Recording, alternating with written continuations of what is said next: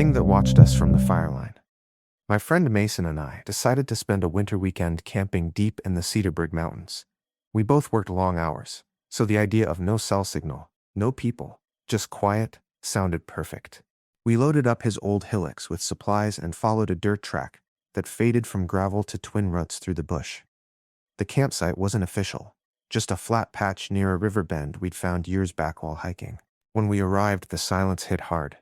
No other campers, no distant road noise, just the sound of running water and wind through dry branches. We set up the tent, collected wood, and got the fire going before dark. That night started out perfect. Grilled bear wars, had a few beers, and told stupid stories under a sky so clear it almost didn't look real. But sometime after midnight, I woke up to the sound of footsteps outside the tent. At first I thought it was Mason going to pee, but I could hear his slow, deep breathing beside me. The steps were soft at first, one, then another, crunching the dead leaves outside.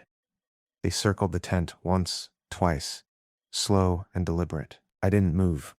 Then they stopped right next to my side of the tent. I held my breath. Whoever it was stood there for maybe half a minute. Then came this low, wheezing sound, almost like breathing through phlegm, and then nothing. The sound faded. The woods went silent again. I didn't sleep another second. Morning came, and when we stepped outside, we saw bare footprints in the dirt. Not boot prints, bare, human-shaped, but strange. Toes dug deeper than the heel, almost like claws. Mason laughed it off, said it must have been a vagrant or some barefoot hiker, but we both knew that made no sense. We were miles from any trail. That evening, we built a larger fire and kept our torches ready. Around 2 a.m., I heard branches snap uphill. Mason grabbed the flashlight, and we both stared toward the tree line. Something was standing between the trees, tall, unmoving. The light caught its eyes first, reflecting like an animal's, but too high off the ground. Mason shouted, but it didn't flinch. It just stood there. Then I noticed movement lower to the ground, another set of eyes, smaller, closer to the dirt. There were two of them, and then both vanished. No sound of running, no rustling, just gone. We didn't sleep. The fire burned into sunrise, and we decided to pack up as soon as it was light. But when Mason went to get water from the river, he froze. There, in the mud, were new footprints, fresh ones, circling the entire campsite. We got out of there fast. About halfway down the trail, Mason looked back and cursed. I turned and saw it too. The top of the ridge, barely visible between the pines, something was standing there, tall and thin, watching us leave. A week later, I told a park ranger about it when I returned to hand in the borrowed permit. He went quiet for a second and said, "You're not the first to mention that area. Those woods had been off the main maps for a reason. The last group that camped there, 3 people, never came back." He said it flat, like a man repeating something too many times to still care. Every time I close my eyes, I still see those eyes in the trees. 2 sets. One standing tall, one crouched low, waiting just outside the fire line. The screaming tent across the lake. 5 years ago, my girlfriend Mia and I took a weekend trip to a remote camping spot in Mpumalanga called Clearwater Lake. It wasn't an official campground, just a circle of open ground by a still lake surrounded by pine forest. A few other groups were camped around the shore, each far enough away that you could barely see their fires at night. The first night was perfect. We cooked dinner, listened to frogs, and fell asleep to the sound of water lapping against the rocks. But the second night, everything changed. Around 10 p.m., as we sat by the fire, a scream cut through the stillness. It came from across the lake, a long, blood-curdling scream that didn't sound human at first. Mia jumped, spilling her drink. We both just stared across the dark water, waiting for another sound.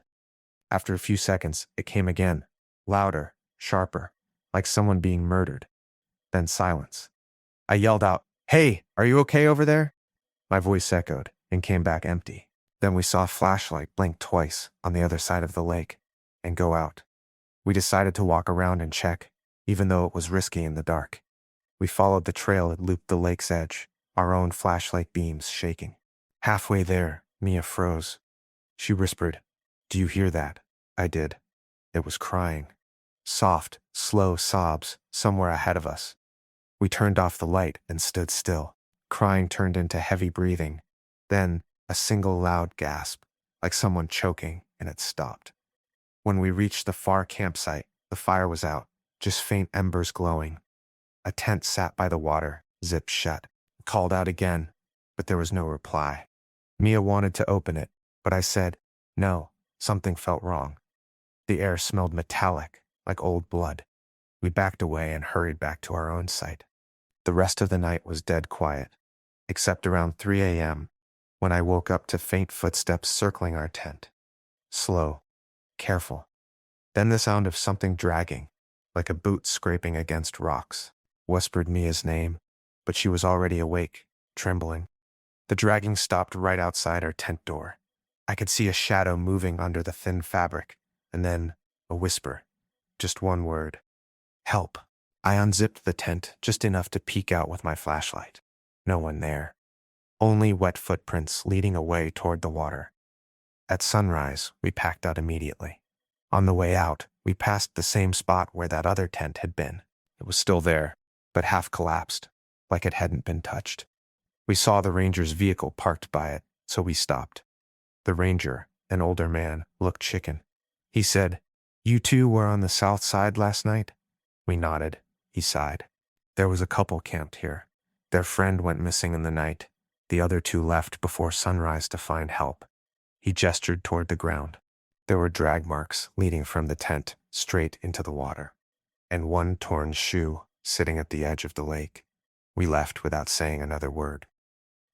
That night, back home, Mia couldn't sleep. She swore. She kept hearing that same whisper from outside the window, a faint voice saying, "Help." I've never gone camping again, and every time I drive past a still lake at night, I swear I can see the glow of a single flashlight, blinking twice across the water.